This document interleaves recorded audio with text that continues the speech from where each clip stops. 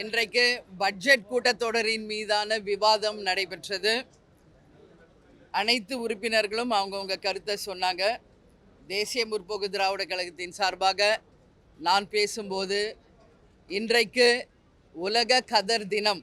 அதற்காக நமது சுதேசி போராட்டத்தை துவங்கிய காந்தியடிகளுக்கும் சுதந்திர போராட்டத்தில் போராடி நம் நாட்டுக்கு சுதந்திரம் வாங்கி கொடுத்த தலைவர்களையும் நினைவு கூர்ந்து, அந்த கதர் ஆடை தமிழ்நாட்டின் பாரம்பரிய உடை, அதை குறித்து நான் பேசி அதுக்கு உதாரணமாக வாழ்ந்த நமது தலைவர் கேப்டன் அவர்கள் வாழ்நாள் முழுவதும் கதர் ஆடையை மட்டுமே உடுத்தி அவர் தன் வாழ்நாளில் ஒரு சிறந்த ஒரு எளிமையான உச்ச நட்சத்திரமாக இருந்த காலத்திலிருந்து தலைவராக இருந்த காலத்திலும் இருந்து கடைசி இறுதி மூச்சு வரை கதர் ஆடையை தவிர வேறு எந்த ஆடையும் உடுத்தாமல் அந்த கதர் ஆடையின் அடையாளமாக வாழ்ந்தவர்.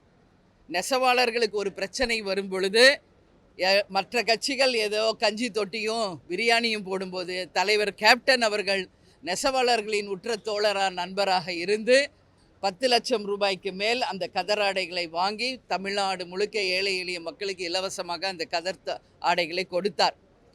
எப்போவுமே சொல்லுவாங்க, ஒரு நாட்டுக்கு ஒரு மனிதனுக்கு எப்படி 2 கண்கள் முக்கியமோ அதுபோல் ஒரு நாட்டுக்கு விவசாயமும் நெசவும் தான் 2 கண்கள். அந்த நெசவை முக்கியமாக கொண்ட இந்த கதர் தினத்தில் அனைவருக்குமே கதர் தின வாழ்த்துக்களை நான் சொல்கிறேன். தமிழ்நாடு மக்கள் அதை ஃபாலோ பண்ணணும்னு நான் கேட்டுக்கிறேன்.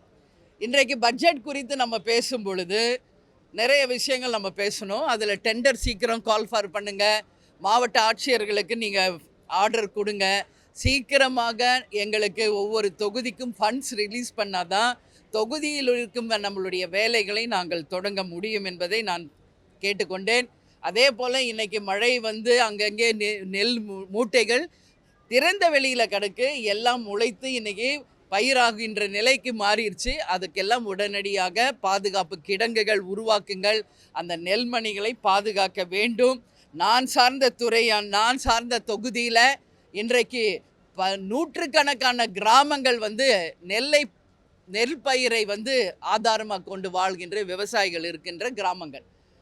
நான் டைம் ரொம்ப ஷார்ட்டாக இருக்கிறதுனால எனக்கு நூற்றுக்கணக்கான கிராமங்கள் இருந்தால் ஒரு 5 கிராமத்தை மட்டும் நான் வந்து எடுத்து காட்டினேன்.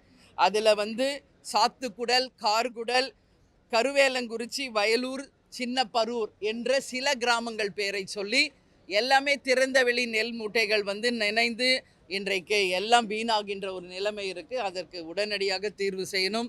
மழை வரும் பொழுதே நாம் எப்போ பாரு மேகதாது அணை அடுத்த ஸ்டேட்டையே நம்பி இருக்கோம். நான் முதல் டே எப்படி சொன்னனோ அதை தான் இன்றைக்கும் சொன்னேன். நமக்கு கிடைக்கும் மழை வரம், அந்த வரத்தை நாம் வந்து பாதுகாக்கணும்.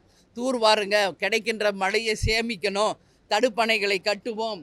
நாம் ஒவ்வொருவரும் ஒன்று கூடினால் தமிழ்நாட்டை நீர்மிகை மாநிலமாக மாற்ற முடியும். அதனால் நிச்சயம் அதுக்கான வேலையை இந்த ஆட்சி தொடரணும் என்று சொன்னேன். அது மட்டும் கிடையாது, இன்னைக்கு மேகதாதுவில் அணை கட்டுவதை பற்றி நிறைய பேசுனாங்க. அதே மாதிரி காவேரி விவகாரத்தை பற்றி பேசுகிறாங்க. நான் என்ன சொல்கிறேன், அது உரிமை கொடுத்து தான் ஆகணும். அவங்கக்கிட்ட மறுபடி பேசுகிறதுக்கு அங்கே ஒன்றுமே இல்லை. மேகதாதுவில் டேம் கட்டக்கூடாதுன்னா கட்டக்கூடாது. காவேரியிலேருந்து தண்ணி தமிழ்நாட்டுக்கு இத்தனை டிஎம்சி கொடுக்கணுன்னா கொடுத்து தான் ஆகணும். யாரும் அதை பற்றி 150 வருஷமாக பேசுகிறோம், இன்னும் பேசுகிறதுல பிரயோஜனம் இல்லை. அதனால் முதல்வர் அவர்களே, ஸ்ட்ராங் ஆக்ஷன் எடுங்க. Be strong to take good decision. Strong டிசிஷன்னு நான் பேசியிருக்கேன் சட்டசபையில். எல்லாரும் தமிழ்நாட்டுக்காக, தமிழக விவசாயிகளுக்காக ஒன்று கூடுவோம்.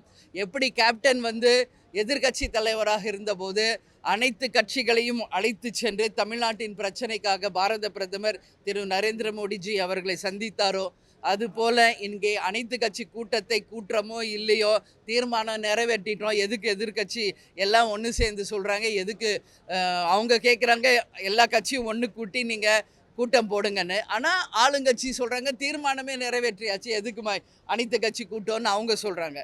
அதனால் நாங்கள் என்ன சொல்கிறோம், யாருக்கு இது உரியவர்? பாரத பிரதமர் அவர்களை போய் நம்ம சந்திப்போம்னா நான் கேட்குறேன். மேகதாது டேம் கட்டக்கூடாது, காவேரியில் எங்களுக்கான உரிமை தரணும்னு சொல்லி தமிழ்நாட்டு அனைத்து தலைவர்களையும் ஒன்று கூட்டி நமது முதல்வர் விஜய் அவர்கள் சென்று பாரத பிரதமரை எப்படி கேப்டன் போய் மக்களுக்காக சந்தித்தாரோ அது மாதிரி சந்திக்கணும் என்ற கோரிக்கை இன்றைக்கி நான் அவையில் வைத்திருக்கிறேன். மக்கள் பிரச்சனைக்காக போகலாம், தப்பு ஒன்றும் கிடையாது என்பதை நான் சொல்லியிருக்கேன். அதே போல் இன்றைக்கி 717 மதுபான கடைகள் மூடிட்டாங்கன்னு சொல்கிறாங்க. அதில் சிலவற்றை நாங்கள் உதாரணமாக சொல்லியிருக்கிறோம். அவற்றை உடனடியாக மூடணும். நாங்கள் வாழும் அதாவது கேப்டன் இன்றைய முதல்வர் விஜய் அவர்கள் வாழ்ந்த அந்த இடம் சாலி கிராமம், அங்கேயே இன்னும் பல கடைகள் மூடப்படாமல் இருக்குது. அதனால் விருகம்பாக்கம் எம்எல்ஏ கவனத்துக்கும் அதை நான் கொண்டு சென்றேன். அது மட்டும் இல்லை, இன்றைக்கி வந்து இரங்கல் தீர்மானம் நிறைவேற்றினாங்க. அதை பற்றி நான் முக்கியமாக பேசணும். இங்கே வந்து தமிழ்நாட்டை ஆட்சி செய்த எத்தனையோ தலைவர்கள் இருக்காங்க. அப்படி பார்த்தா நம்மளுடைய இந்தியாவிலேயே மூத்த தலைவர் கலைஞர் அவர்களுடைய நினைவு நாள் இன்றைக்கு. அப்படி ஒரு சில குறிப்பிட்ட முக்கியமான தலைவர்கள் நினைவு நாள் வரும்போது அவை கூடுகின்ற நேரத்திலே அந்த தலைவர்களை நினைவு கூர்ந்து நாம் வந்து அவர்களையும் அந்த சட்டசபையிலே மரியாதை செலுத்துவதை நினைவு கூற வேண்டும் என்ற கோரிக்கையை நான் வைத்திருக்கிறேன். இன்றைக்கு கலைஞர் அவருடைய நினைவு நாள், அதை செய்திருக்கணும் அப்படின்னு சொன்னேன். அப்போ அவைத்தலைவர் சொன்னார், பரிசீலனையில் இருக்கிறது, உறுதியாக இனி வரும் காலங்களில் இந்த மாதிரி முக்கியமான தலைவர்களுடைய நினைவு நாளை சட்டசபையில் நிச்சயம் நாம் வந்து நினைவு கூறுவோம் என்று சொல்லியிருக்கிறார். என்னுடைய நன்றிகளை அவருக்கு தெரிவிச்சிருக்கேன். அதே மாதிரி போனவுடனே கையெழுத்து வந்து ஒரு நோட் புக்கில் தான் நாங்கள் எல்லாம் போடுறோம், ஸ்கூல் மாதிரி. அதை வந்து பயோமெட்ரிக் பண்ணி இன்றைக்கி நியூ டெக்னாலஜியாக அதை பண்ணணும் அது அப்படின்னு நான் கேட்டிருக்கேன். எப்படி பார்லிமெண்ட்டில் போடுறாங்களோ அது மாதிரி. அதே மாதிரி வந்து தண்ணி வந்து நான் கேட்டேன், அன்றைக்கி தண்ணி பாட்டில் எல்லாருக்கும் கொடுங்கன்னு. அண்ணன் ஓபிஎஸ் அது வேணான்னாரு. அதை அண்ணன் வச்சு நான் பேசினேன். அப்புறம் அதுக்கு சொல்லிட்டார், நான் தடை சொல்லலை, நீங்கள் கொடுக்கலாம் அப்படின்னு சொன்னார். அது கொஞ்சம் நேரம் காமெடியாக இருந்தது. ஏன் அதை நான் சொன்னேன்னா, அது ஒரு சுத்தமான சுகாதாரமான ஒரு தீர்வு. அவை காவலர்கள் எல்லாம் அப்படியே தவழ்ந்து வந்து ஒரு டேபிளாக வந்து டம்ளரில் தண்ணி குடிக்கும்போது நம்மளுக்கே அது கஷ்டமாக இருக்குது. ஒரு ரூமில் ஒரு நம்மளுடைய சட்டமன்ற உறுப்பினர்கிட்ட ஒரு பாட்டில் வச்சா வேலை முடிஞ்சது. அதனால் அதை கேட்டிருக்கேன், நிச்சயம் பரிசீலனை செய்கிறேன்னு சொல்லியிருக்காங்க. உங்களை மாதிரி கேமராமேன்ஸ் ஒரு 5 பேர் அப்படியே பாவம் நின்ன இடத்துல அப்படியே நிற்கிறாங்க. மற்றவங்கெல்லாம் அப்படி போகிறாங்க வர்றாங்க, ரிலாக்ஸ் பண்ணுறாங்க, தண்ணி குடிக்கிறாங்க. ஆனால் அந்த 5 கேமராமேன் மட்டும் நின்ன இடத்துல நிற்கிறாங்க. அவர்களுக்கும் கொஞ்சம் ரிலாக்ஸ் பண்ணி மாற்றி நீங்கள் அடுத்த 5 பேருக்கு வாய்ப்பு கொடுக்கணும்னு சொல்லி நான் கேட்டிருக்கேன். கண்டிப்பாக இதெல்லாம் பரிசீலனை செய்வோம் அப்படின்னு சொல்லியிருக்காங்க. இது போன்ற ஒரு ஆரோக்கியமான ஒரு டிஸ்கஷன் இன்னைக்கு போயிருக்கிறது. ஸோ மண்டே மீண்டும் அவை கூடும், அப்பொழுது மீண்டும் இது பற்றிய நாங்கள் வந்து பேசுவோம் என்றதையும் நாங்கள் சொல்லியிருக்கிறோம். எனவே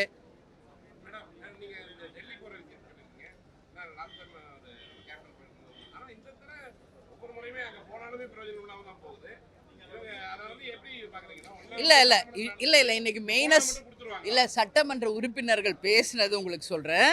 அங்கே எல்லா எதிர்கட்சியும் ஒன்று கூடி அவங்க ஆலோசனை பண்ணும்போது அவங்க ஒற்றுமையை காமிக்கிறாங்க. பட் தமிழ்நாடுல அது இல்லைன்னு சொல்கிறாங்க. இல்லை, ஆமாம் ஆமாம் ஆமாம் இல்லை, நம்ம வந்து இது 150 வருஷ பிரச்சனை, இன்னைக்கு நாளைக்கு பேசுகிற பிரச்சனை இல்லை. நீங்கள் சட்ட ரீதியாகவும் ஸ்ட்ராங்காக ஸ்டெப் எடுங்க. மேகதாதுல அணை கட்டக்கூடாது என்பதிலையும் ஸ்ட்ராங்காக நில்லுங்க. அதே போல் இன்றைக்கு ஏன் நம்ம வந்து நம்ம வந்து சென்ட்ரல் கவர்மெண்ட் அணுகணும்னு நான் சொல்கிறேன்னா, இதற்கு தீர்வு அங்கே தான் இருக்குது. தமிழ்நாடுல இதுக்கு தீர்வு வராது. ஏன்னா இது 2 ஸ்டேட்டோட பிரச்சனை. அப்போது இங்கே எல்லாரும் ஒன்று கூடி நம்ம போய் பாரத பிரதமரை பார்த்து ஒரு அழுத்தம் கொடுக்குறப்போ ஒரு நிச்சயம் அதுக்கு ஒரு இம்பேக்ட் இருக்குன்றதான் என் கருத்தை நான் சொன்னேன். நிச்சயமாக நான் தான் டே 1லேருந்து சொல்கிறேனே, அவரும் ஃபஸ்ட் டைம் சிஎம், நீங்களும் ஃபஸ்ட் டைம் சிஎம். நீங்கள் வாங்கன்னு அழைக்கிறார், போங்க, என்ன தப்பு? விட்டு கொடுத்தார் கெட்டு போனதா சரித்திரமே கிடையாது. யாருக்காக போகிறோம்? மக்களுக்காக போகிறீங்க, விவசாயிகளுக்காக போகிறீங்க, போய் பேசுங்க. என்ன ஆயிடுச்சு? அப்போ முதல்வர் பேசுகிறப்ப சொன்னார், அங்கே போகும் பொழுது நான் போகணுன்னு முடிவு பண்ணோம், போகும்போது அவமரியாதை பண்ணிட்டா என்ன பண்ணுறதுன்னு. அப்போ தான் நான் சொன்னேன், அப்படி இங்கே தான் நம்ம வந்து எதிர்கட்சிகள், எதிரி கட்சி யாரும் இல்லை. அப்படி நீங்கள் தமிழ்நாடு ரெப்ரசன்டேட்டாக நீங்கள் வந்து கர்நாடகா போகும்போது உங்களை யாராவது அவமரியாதை செய்தால் ஒட்டுமொத்த தமிழ்நாடும் உங்கள் பின்னாடி நிற்கும். எங்கள் முதல்வரை நீங்கள் எப்படி அவமானப்படுத்த முடியும் என்று அன்னைக்கு ஒட்டுமொத்த தமிழ்நாடு உங்கள் பின்னாடி நிற்கும். ஸோ நீங்கள் போங்க, டேக் ஸ்ட்ராங் டிசிஷன் அப்படின்னு தான் நான் சொல்லியிருக்கேன். பார்ப்போம் என்ன நடக்குது.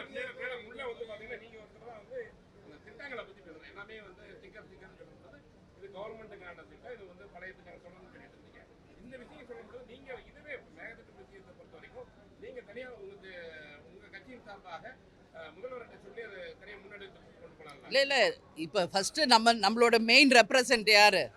சிஎம். இன்றைக்கி அவர்கிட்ட சொல்லிட்டேன், அவர் கூட்டு போகிறாரா இல்லையான்னு பொறுத்திருந்து பார்ப்போன்னு தான் நான் சொல்கிறேன். ஏன்னா முதல்ல அவங்கக்கிட்ட சொல்லணும், சொல்லிவிட்டு அவர் செஞ்சால் எல்லா கட்சியும் அவரோடு செல்வதற்கு தேமுதிக தயார். அவரை முன்னெடுக்கிறாரா, அழைத்துக்கிட்டு போகிறாரா, பிரைம் மினிஸ்டர்கிட்ட அப்பாயின்மெண்ட் வாங்கி எல்லாரையும் அழைச்சிட்டு போகிறா என்பதை பொறுத்திருந்து பார்ப்போம். அதற்கு பிறகு என்னோட டிசிஷன் நான் உங்களுக்கு சொல்கிறேன்.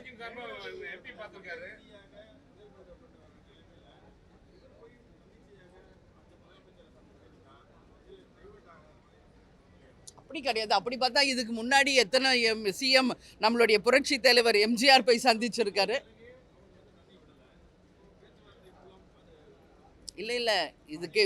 இதுக்கு முன்கூட்டி உதாரணங்களே இருக்கே. புரட்சி தலைவர் எம்ஜிஆர் சென்று இருக்கிறார், புரட்சி தலைவர் அம்மா சென்று இருக்கிறார். அப்படி செல்லும் பொழுது அவங்க வீட்டில் டிஃபன் கொடுக்குறப்போ டிஃபன் சாப்பிட்டார். அவருக்கு விக்கல் வந்துருச்சு, தண்ணி கொடுப்பான்னு அவங்க அம்மா கொடுத்தா, நான் தண்ணி குடிச்சா பார்த்தா என் மக்கள் தண்ணி குடிக்கணும்னு சொன்னவர் புரட்சி தலைவர் எம்ஜிஆர். உடனே தண்ணி திறந்து விட்டாங்க. எல்லாமே நம்ம பாலிட்டிக்ஸாக எடுத்துக்கூடாது. சில எமோஷன்ஸும் இருக்குது, சிலவை மனித நேயத்தோடையும் இருக்குது. அணுகிறதுல தப்பு இல்லை என்பதான் என் கருத்து. அதனால் என் கருத்து எல்லாரும் கேட்கணும்னு நான் சொல்லி, என் கருத்து தேமுதிகவின் கருத்து.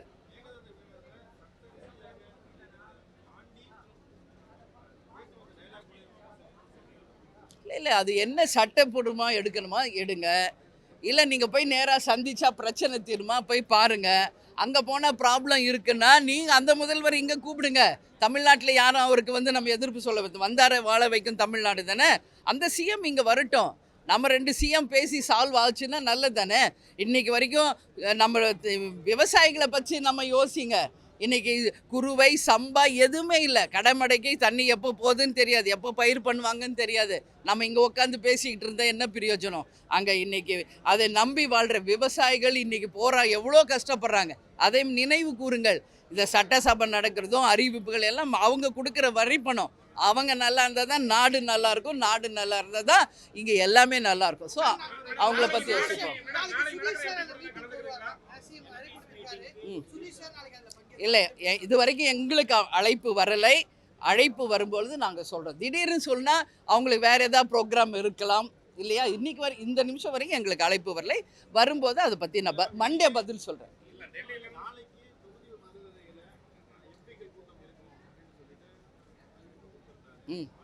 இல்லை, நாளைக்கு சாட்டர்டே சண்டே எனக்கு தெரிஞ்சு லீவ் தாங்க.